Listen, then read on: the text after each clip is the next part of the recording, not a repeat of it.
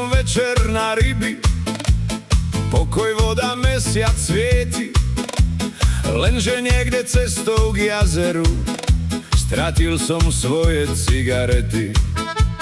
V batohu som našiel krabičku, vravím si, veď čo sa môže stať. Na nej bolo synovým písmom: tato, toto radšej nechytaj. Prvý šluk bol celkom v pohode, druhý tiež moc zvláštny nebol. Po treťom som si nebol istý, či som na rybách alebo v zoo. Synové cigarety, to bol zvláštny nápad. Synové cigarety, odvtedy som bol mimo.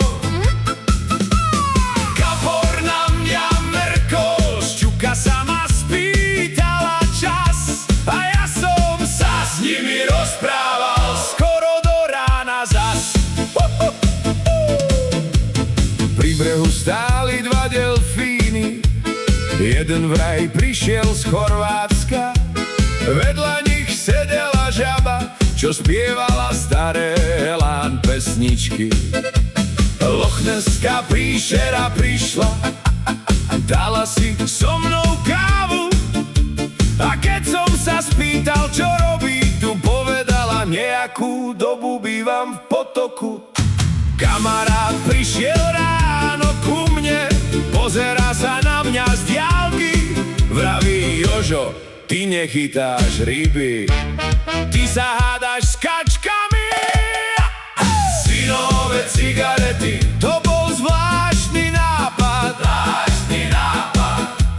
Synové cigarety, odvtedy som bol mimo.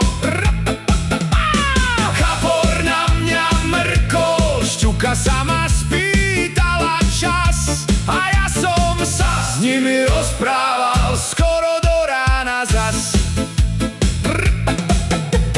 Odvtedy už nefajčím nič, čo nájdem len tak doma, lebo minule mi akvárium začalo radiť do života.